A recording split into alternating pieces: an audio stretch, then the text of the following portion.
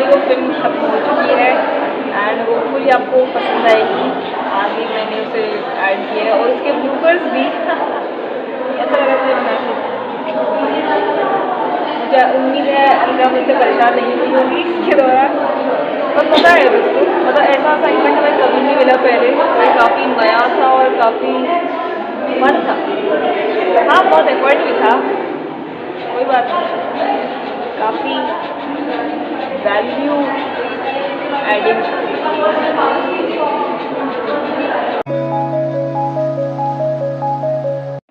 नमस्कार, आज हम जिस टॉपिक के बारे में बात करने वाले हैं वो हमारे पर्सनल स्पेस में होता है, वर्क प्लेस में होता है। स्ट्रेस है जेंडर इनइक्वालिटी। जेंडर इनइक्वालिटी का रूट कॉज है पेट्रियार्की, यानी कि पितृसत्ता या पुरुष प्रधान समाज। पेट्रियार्की सिर्फ एक जेंडर को नहीं, सभी जेंडर को लिमिट करता है और उनकी वॉइस को दबाता है, चाहे वो मेल हो, फीमेल हो, ट्रांसजेंडर हो या नॉन बाइनरी हो। जेंडर इक्वालिटी को समझने के लिए हम एक वेन्स डे का एग्जाम्पल लेते हैं, जिसके एक तरफ है लड़कियां और दूसरी तरफ है लड़के। इसमें ट्रांसजेंडर और नॉन कन्फर्मिंग आइडेंटिटीज का मेंशन ही नहीं है, क्योंकि उनके साथ होने वाली इनइक्वालिटीज यूजुअल कंसिडर की जाती है और वो अनहर्ड और अनएड्रेस रह जाती है। अब जो ये तराजू है, इसका दोनों साइड्स कभी भी इक्वल नहीं हो सकते, चाहे उसमें सेम टैलेंट हो, सेम स्किल्स हो या सेम वेट हो, हमेशा कोई ना कोई साइड हारी रह जाती है। ये कब हारी रहेगी सिचुएशंस पर डिपेंड करता है और रूट कॉज पर डिपेंड करता है। जेंडर इक्वालिटी का सबसे पहला रूट कॉज है पेट्रियार्की, क्योंकि हमारी सोसाइटी में हमेशा से सारे डिसीजंस मेल्स, अपॉर्चुनिटी सारी मेल्स को मिली है, तो ये नोशन डेवलप कर देता है कि फीमेल्स कैपेबल नहीं है और मेल्स थोड़े ज़्यादा कैपेबल है। सेकेंड जो स्टीरियोटाइप्स हैं वो भी जेंडर इनइक्वालिटी को प्रमोट करते हैं। स्टीरियोटाइप्स लेबल की तरह है, कहाँ से आए हैं, किसने लगाए हैं हमें नहीं पता। स्टीरियोटाइप से मेन बहुत ही ज़्यादा इमोशनल नहीं हो सकते, मेन रोल करा है, वरस वीमेन बहुत ही ज़्यादा वल्नरेबल होती है। ये सारे स्टीरियोटाइप्स हैं। थर्ड रूट कॉज है हमारा जेंडर इनइक्वालिटी का जेंडर रोल्स। जेंडर रोल जैसे प्राइवेट स्फेयर लड़कियां संभालेंगी और पब्लिक स्फेयर लड़के संभालेंगे। लास्ट रूट कॉज है social practices and cultural taboos. Taboos topic जैसे पीरियड शेमिंग, डाउरी और ये नोशन कि मेन कभी भी अपने इमोशन शो नहीं करते, ये सारी चीज़ें अक्यूमुलेट करती हैं gender inequality. World economic forum के अनुसार अगर हम इसी रेट से चलते रहे तो ग्लोबल जेंडर पैरिटी पाने में हमको 123 साल लगेंगे। और यूनाइटेड नेशंस SDG 5 गोल की ट्रैजेक्टरी देखते हुए वे बताते हैं कि अगर हम इसी रेट पर चलते रहे तो शायद पूरी तरह से ग्लोबल जेंडर इक्वालिटी पाने में हमको 286 साल लग सकते हैं, विच इज़ नॉट ओके। आज हम इस वीडियो के थ्रू इसी स्ट्रक्चर को डिसमेंटल करने की कोशिश करते हैं। इन्हीं चीज़ों को समझने के लिए और हमारे ओपिनियंस बायस ना हो जाए, हमने कुछ क्वेश्चंस पूछे। What do you think is the most misunderstood thing about gender? मर्द को दर्द ही नहीं होता है ना, फिजिकल एस्पेक्ट में या इमोशनल एस्पेक्ट? फिजिकल इमोशनल दोनों, या फिर ऐसे बोलते हैं लड़के रोते नहीं है ऐसा। पेट्रियार्की सच में एक सोशल इशू है, क्योंकि ना ही ये सिर्फ एक पर्टिकुलर जेंडर को टारगेट करता है, बल्कि सारी जेंडर्स के लिए लिमिटेशन क्रिएट करता है। वो फ्रेज तो आपने सुना होगा ना कि मर्द को दर्द नहीं होता या लड़के रोते नहीं हैं। एक प्रोमिनेंट केस है अतुल सुभाष का, where a 34-year-old software engineer ने सिर्फ सुसाइड इसलिए कर लिया जेंडर इनजस्टिस के चलते और इग्नोरेंस और अवॉइडेंस के चलते, जहाँ पर मेन के इमोशंस, उनकी सफरिंग को कंसिडर ही नहीं करा जाता, वैल्यू ही नहीं करा जाता, अंडर वैल्यूड ही रह जाती हैं, जिसके चलते हमारे आए दिन चलते हुए हमें इस तरह के सुसाइड केसेस सुनने को मिलते। सिमिलर टू दैट हमारे पास दूसरा केस है which is of Priyanshu, a 17-year-old individual जो एक सेल्फ टॉट मेकअप आर्टिस्ट था। उसकी सिर्फ इतनी गलती थी क्योंकि उसने एक ट्रांजिशन रील पोस्ट करी जिसमें उसने मेकअप और साड़ी पे एम्फोसिस किया था। क्या गलती थी प्रियांशु? जब बॉडी चेंज हो रही है, मेंस्ट्रुएशन हो रहा है, तो फिर वुमेन बहुत ज़्यादा थक रही है, पर उस बात को कोई मानता ही नहीं है कि नहीं ये सब तो कुछ होता ही नहीं है, मतलब अब तक समझ नहीं आई है। मतलब बेसिकली पीरियड्स में या फिर मेंस्ट्रुअल साइकिल में जो भी पेन होता है लोग उसको ड्रामा बोलते हैं, लेबल करते हैं। क्रैम्प्स क्या ही होते हैं। हम ड्रामा नहीं मानते हैं, मेरी मम्मी तो गुस्से में आ जाती है। मेंस्ट्रुअल लीव का भी कॉन्सेप्ट है जो बहुत पॉपुलर हुआ था। 2-3 दिन का प्रॉपर एक वर्क ऑफ मिलना चाहिए ताकि वो रेस्ट कर सके, तो उसके ऊपर बहुत ज़्यादा कंट्रोवर्सीज स्पार्क हुई थी। तो तुम्हारे क्या टेक है कि मेंस्ट्रुअल लीव होनी चाहिए वर्किंग? डिपेंड करता है, अगर वुमेन चाह रही हो, काम करना चाहती है तो कर रहे हो, अगर वो चाहती है छुट्टी चाहिए तो दे दो। तो मतलब ये प्रॉपर ऐसे कॉन्सेप्ट नहीं होना चाहिए, वो अप टू डिपेंड्स के ऊपर डिपेंड होता है। अगर ये कॉन्सेप्ट डेवलप हो गया तो फिर सैलरीज में डिस्पैरिटी आएगी काफ़ी ज़्यादा, तो फिर उसके लिए भी रेडी रहना चाहिए। अगर आपको और फिर मेल्स के साथ भी इनइक्वालिटी हो जाएगी ना। इक्वालिटी तो नहीं कह सकते इसको एग्जैक्टली, पर मेंस्ट्रुअल लीव का अगर कॉन्सेप्ट आया तो ऑफकोर्स आप कम काम कर रहे हो तो आपको कम पेमेंट मिलेगी। Just to add a little female perspective, हम बात करें मेंस्ट्रुएशन की, जो आजकल बिल्कुल भी सोशल टैबू नहीं बन गया है। इसके रिगार्डिंग अवेयरनेस बहुत ज़्यादा है, but the fact is we should not ignore it just as a mere biological fact, क्योंकि इसके पीछे की सच्चाई and complexity is way beyond that. और हमको दूसरे जेंडर की तरफ सेंसिटिव होना पड़ेगा, क्योंकि कुछ विमेन को बहुत ज़्यादा सीवियर क्रैम्प्स होते हैं, तो इसको मंथली बायोलॉजिकल फैक्ट की तरह इग्नोर करने की जगह हमें दूसरे जेंडर की तरफ सेंसिटिविटी दिखानी होगी। And even WHO has compared a period cramp to a heart attack. उसकी सिवियरिटी का उनको अंदाज़ा था। एंड while making this video, we do not expect sensitivity from one particular gender. Just because you are not experiencing it, हम उस fact को ignore नहीं कर सकते, दूसरा वो पेन से नहीं गो थ्रू करना। The purpose of making this video is treat women with kindness and sensitivity, and in return we'll give you the same. Do you feel that female success is more glorified? Yes, I think that's the truth, but it's not necessarily bad, because glorifying women's success is necessary, because if we see from the history, the women have been oppressed. But from now, when she is growing up and she is having her own stage to show what she can do, it is reasonable to glorify that. But over-glorifying this concept also comes with the backlash that we face, that women feel that they are superior. That's not the concept. It's the concept that we are generally equal. बहुत suppress किया जाता था, और अब जब वो finally कर रही हैं तो थोड़ा पर ये गलत है, मेंस के साथ सेम काम वो भी तो कर रहे हैं, पर उन्हें अपनी और उन्हें पहले से था ना। एक्चुअली अगर आप देखेंगे तो मेल डोमिनेटेड सोसाइटी थी पहले, फिर अभी फीमेल्स का आने लगा। जैसे डिफेंस में देख लीजिए, इंडक्शन चालू हो गया तो उनका बहुत सारे एड्स चलते हैं। आप कभी देखेंगे कि कहीं पे भी प्रेस कॉन्फ्रेंस होती है तो फीमेल किसी ना किसी मेजर कर्नल को भेज देते हैं, जबकि मेल काउंटर पार्ट्स भले ही कितनी भी अच्छी परफॉर्मेंस है उनको नहीं भेजा जाता। बेसिकली इसका कॉन्सेप्ट ये है कि अगर मैं शेर लाता हूँ अपने ज़ू में तो मेरे को दिखाना पड़ता है उसको, नहीं तो अगर मैं उसको बंद करके रखूँगा तो लाने का क्या फ़ायदा है, उससे कुछ होगा नहीं। वो तो बस कहेंगे कि तुमने डाल दिया, बस कुछ करने नहीं हो आगे, तो दिखाना ज़रूरी है। मेटर्निटी लीव एक कॉन्सेप्ट बहुत पॉपुलर है, ठीक है, उसी की तरह तुम्हें लगता है कि पैटर्निटी लीव भी एक कॉन्सेप्ट होना चाहिए, जिसमें मेन को छुट्टियाँ मिल रही हैं टू सपोर्ट वाइफ, लगता है? बिल्कुल होनी चाहिए। हाँ, मिलनी चाहिए अगर नीड है तो। नीड अगर उससे ज़रूरत है, उसके पास साथ कोई है नहीं, और मे भी ऐसा हो सकता है कि मैटरनिटी लीव आई थिंक उसके बाद भी तो मिलती है जब बच्चा हो जाता है, आई थिंक से 6 महीने बाद मिलते हैं। हाँ, होना चाहिए, 2 साल के दोनों को टाइम स्पेंड करने के लिए मौका मिलना चाहिए। If he is the only one who is supporting his female partner, then it is a valid reason. Maternity leave की एक्चुअली नीड नहीं है अगर हम देखेंगे तो। मैटरनिटी लीव में उनकी बॉडी एक्सप्लॉइट हो जाती है पूरी फीमेल्स की, इसलिए उनको दी जाती है मैटरनिटी लीव। पर पैटर्निटी लीव की ज़रूरत है क्योंकि जब भी कोई वुमेन प्रेग्नेंट होती है तो उसकी या तो फ्रेंड्स आ जाती है या फिर उसके मदर आ जाती है या फिर मदर इन लॉ आ जाती है उनको हेल्प करने के लिए, तो इसकी बेसिकली नीड नहीं है पैटर्निटी लीव। और अगर मान लो न्यूक्लियर फैमिली है और कोई सपोर्टिव नहीं है, मतलब और कोई सपोर्टिव पार्ट मतलब वो नहीं है, जब लोग नहीं है, तो नर्सेज वगैरह भी हायर कर सकते हैं आप आज के डेट में। पर वो हो पति की जाता है। ज़रूरत है भाई, वो पार्टनर है। आई थिंक बॉडी को हील होने के लिए पार्टनर की ज़रूरत है, इवन आफ्टर प्रेगनेंसी। और अगर न्यूक्लियर फैमिली है तो उसकी मम्मी भी नहीं आ सकती है, फ्रेंड्स भी नहीं आ सकते हैं, और वो दोनों वर्किंग है, और इमोशनल सपोर्ट के लिए तो ज़रूरत है ना पार्टनर की। वैसे नर्सेज भी हायर हो जाती है। वो फिर इकोनॉमिक एस्पेक्ट है ना, अगर उनके पास इतने वो वेल ऑफ नहीं है और प्रेगनेंसी में ही सारा खर्चा हो गया तो वो अलग से, जब एक पार्टनर फ्री में वो प्रोवाइड कर सकता है तो वो उसके लिए तो पैटर्निटी लीव की इसकी कॉन्सेप्ट की ज़रूरत है ना, हमें सिर्फ एक, जैसे कि अगर काफ़ी ज़्यादा नीड हो तो वो एम्प्लॉयर को समझने की ज़रूरत है कि हाँ इसको नीड है, तब उसको देने की ज़रूरत है। पैटर्निटी लीव अलग से कॉन्सेप्ट की ज़रूरत नहीं है। मतलब सेंसिटिविटी होनी चाहिए हाँ। रादर देन वो कॉन्सेप्ट फॉर्मेशन। हाँ। इस वीडियो के बारे में रिसर्च करते हुए ही हमें पता चला था कि पैटर्निटी लीव का कॉन्सेप्ट सच में है एक एक्ट की तरह कि पैटर्निटी लीव आप अवेल कर सकते हैं, but in government jobs only, it is not available in the private sphere. Although ये जो नोशन है ये गवर्नमेंट जॉब्स में एप्लीकेबल है, but most of the individual और the common audience do not know about it, because mainstream में ये चीज़ें कभी भी मेन स्ट्रीम में कभी आई भी नहीं है, एंड हमें ये प्राइवेट सेक्टर्स में भी इंक्लूड करना चाहिए। इसके अंदर आप 15 डेज डिलीवरी से पहले लीव ले सकते हैं या फिर डिलीवरी के बाद 15 डेज और अप टू 6 मंथ्स लीव ले सकते हैं, which is a great concept that it prevails the notion of shared responsibility of the child in house hold.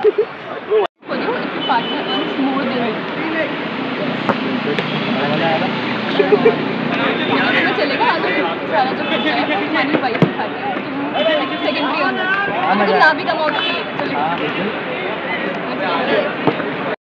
This question that is it okay for you if your partner earns more than you, I don't think ये कोई point of discussion या debatable issue होना चाहिए, because a well-being of a household depends upon the shared responsibility।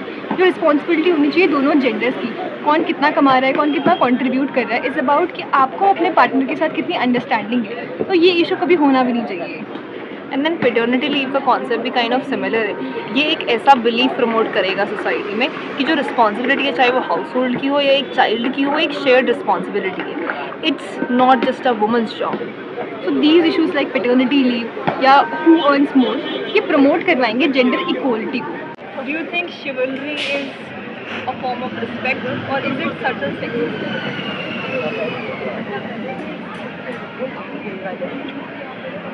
So, in my opinion, I think there are two ways of seeing it. And from the male's perspective, chivalry is a form of respect to the females. But sometimes it has a point of view that says woman needs that. That not basically says that woman actually wants that, but they want someone treat them specially. So that's also a form of sexism, I can say. नहीं, अगर लड़की ठीक ठाक है, young है और उसको दिक्कत नहीं है तो थोड़ा उठना है, तब नहीं खड़े उठना, तब तो सही है, खड़े है, ठीक है, हम बैठे हुए हैं। तुम जज करोगे अगर कोई लड़का बस में तुम्हें सीट ना दे, चलेगा? हाँ, तो कोई लेकिन अगर कोई प्रेगनेंट लेडी है तब हम तब छोड़ सकते हैं, तब तो होता है रिस्पेक्ट के लिए भी। और जहाँ तक public places common concern sense, है आजकल, उधर अलग से सीटें होती है। जैसे आप मेट्रो वगैरह में जाओगे दिल्ली की, तो फिर उधर अलग से सीटें होती है reserve only for women, reserve only for elders. तो फिर शिवलरी का कॉन्सेप्ट धीरे धीरे फेड हो रहा है, पर वो एटिकेट्स के अंदर भी आता है, तो शिवलरी होनी चाहिए। वीडियो के क्वेश्चन की तरह तुझे क्या लगता है, शिवलरी फोर्स्ड है या फिर आउट ऑफ रिस्पेक्ट करते हैं? ये तो एक फॉर्म ऑफ रिस्पेक्ट है ना, कि कोई लड़का जेन्युइनली चाहता है कि he wants to open the door for you, leave a seat for you, या फिर चेयर खींचना, जो भी। तो ये तो जेन्युइन केयर शायद दिखाने का एक तरीका है कि he wants to respect you. यार मुझे लगता है ये भी जेंडर इनइक्वालिटी को प्रमोट करता है, बिकॉज हम एक पर्टिकुलर जेंडर को फोर्स कर रहे हैं, दैट ये वर्ड ही हम शिवलरी एसोसिएट कर रहे हैं मेन के लिए। लाइक एक दो बार के लिए ठीक है, बट एज अ वुमेन मैं भी एक पॉइंट के बाद फ्रस्ट्रेट हो जाऊंगी, यार I am capable of opening a door my self. तो मुझे लगता है इंस्टेड अगर रिस्पेक्ट शो करनी ही है किसी एक जेंडर को, तो दोनों जेंडर्स को एक दूसरे की बात समझनी चाहिए, दोनों के पॉइंट्स को एक्नॉलेज करना चाहिए। कुछ भी चीज़ किसी पर्टिकुलर जेंडर के लिए फोर्स नहीं होनी चाहिए, और खासकर ये नोशन ऑफ बीइंग शिवलरस। पर शिवलरी का मतलब ये है कि वो जेन्युइन तुम्हारा इंटेंशन होना चाहिए। अगर तुम पे फोर्स है तो ऑब्वियसली इट इज़ रॉन्ग। कि तुम अगर मैन ये सोच के कर रहा है कि I am the man so I am suppose to do this, तब तो वो ऑब्वियसली गलत है। पर अगर कोई जेन्युइनली अपना इंटेंशन साफ रखकर तुमको रिस्पेक्ट दिखाने का एक तरीका है ये। एग्जैक्टली, तो कुछ भी चीज़ फोर्स नहीं होनी चाहिए, because that amounts to inequality या स्टीरियोटाइप नहीं बनना चाहिए। एग्जैक्टली। सो इस वीडियो से हमने जाना कि कैसे जेंडर इनइक्वालिटी और पेट्रियार्की सोशल इश्यूज हैं, और इनको डिसमेंटल करने के लिए हमको कुछ स्टेप्स लेने होंगे। एक तरीका है इनको डिसमेंटल करने का जेंडर सेंसिटिविटी, कि किसी भी एक पर्टिकुलर जेंडर के प्रॉब्लम्स को या उनके इश्यूज़ को हम लोग एग्जैजरेट ना करें, बल्कि सबके प्रॉब्लम्स को, सबके इश्यूज़ को हम लोग इक्वल लेवल पे देखें। दूसरी चीज़ है, बच्चा हमेशा अपने घर से सीखता है। सो ये जान जब वो देखता है कि उसकी मम्मी सिर्फ घर का खाना बना रही है और पापा सिर्फ बाहर का काम कर रहे हैं, that is where gender inequality starts from, और वो ये रेप्लिकेट करने का सोसाइटी में ट्राई करता है। इसीलिए हमें जेंडर न्यूट्रल एजुकेशन रखनी चाहिए, जहाँ पर सारे जेंडर्स मिलके अवेयरनेस गेन करते हैं। तो हम चाहते हैं, हमने जो भी क्वेश्चंस इस वीडियो में पूछे हैं, आप खुद से वो सवाल पूछें और देखिए कि हम लोग कहाँ स्टेप ले सकते हैं और एक शेयर्ड रिस्पॉन्सिबिलिटी और एक शेयर्ड गोल की तरफ फिर बढ़ सकते हैं। And when we talk about chivalry, we are talking about light.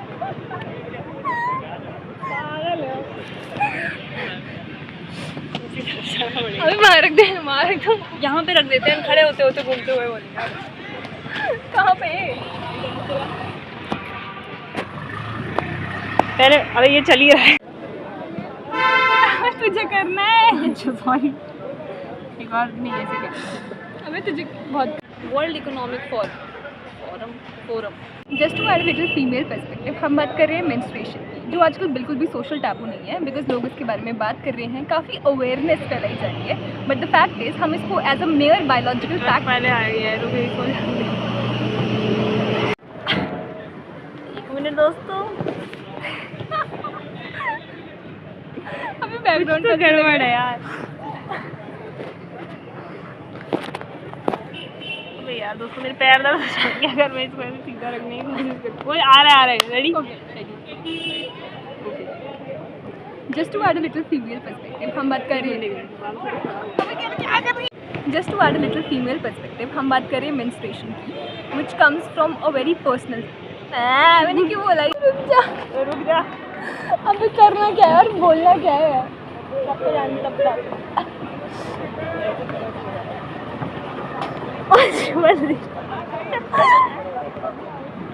यार चुपचाप ढंग से बैठ पीछे बात कर, ऐसे दूर से बैठ के करते थे। अभी तो मैं भी तो यही और जब हम शिवलरी की बात करते हैं, और कहीं ना कहीं मेन को ऐसा लगता है कि शिवलरी का मतलब है कि हम प्रिंसेस ट्रीटमेंट चाहते हैं, बेयर मिनिमम चाहते हैं। ऐसा बिल्कुल नहीं है। कहीं ना कहीं शिवलरी अच्छा शेड बेयर मिनिमम तो नहीं चाहते ना। अरे पर वो भी नहीं चाहती होगी बेयर मिनिमम। अरे नहीं यार, मतलब मेरा अरे मतलब हम लोग कुछ अनयूजुअल नहीं चाहते हैं। इसको हम कन्वर्सेशनल बनाएं। एक मिनट उसको रोक। एक सेकंड, हम कॉन्वर्सेशन। मुझे Lakshmi, what do you understand by the word शिवलरी? तेरे लिए शिवलरी बोला। अब मैं क्या कर रही यार है? मैं हिल गई वहाँ पे। अब ये पता क्यों आ रहा है यहाँ पर? कौन सा है ये? सर घास साफ कर रहे हैं अभी।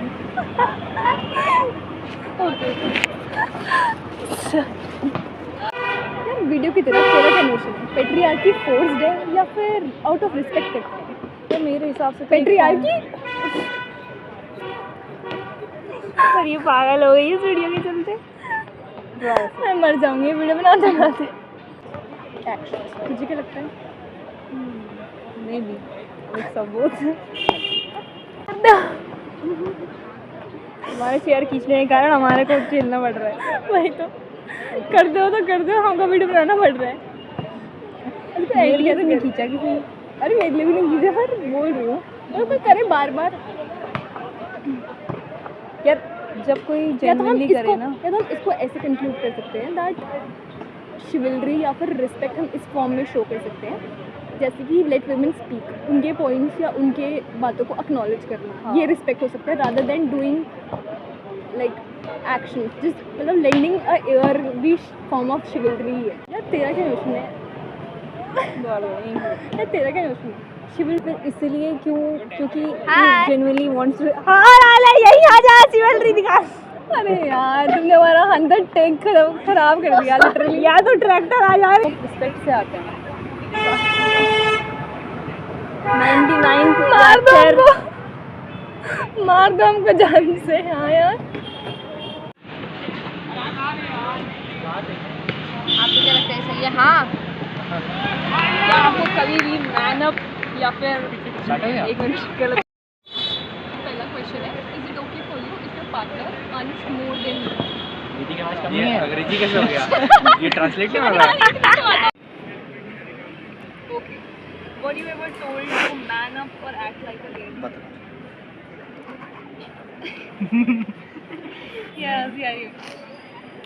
हम ड्रामा नहीं मानते हैं, मेरी मम्मी तो गुस्से में आ जाती है। जान दे। तुम्हें देखना पड़ेगा ना कि तुम उसको बच्चे को वो कर सकते हो कि नहीं। बड़ा कर सकते कॉलेज वगैरह। राइट, पढ़ाई लिखाई।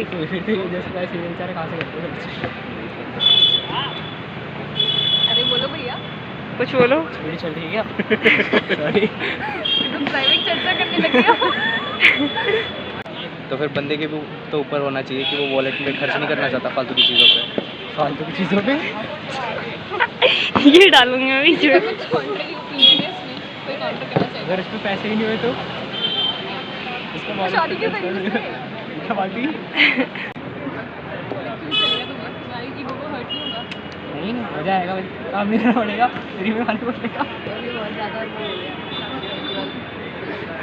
क्वेश्चन कट कर दो तो। सेकंड क्वेश्चन है, do you think marriage is essential for your gender? नहीं ऐसा कुछ नहीं है। अगर तुम लड़की हो तो तुम्हें ज़्यादा प्रेशराइज नहीं करते शादी के लिए, या फिर तुम लड़की हो तो तुम्हें ज़्यादा प्रेशराइज करते हैं शादी के लिए?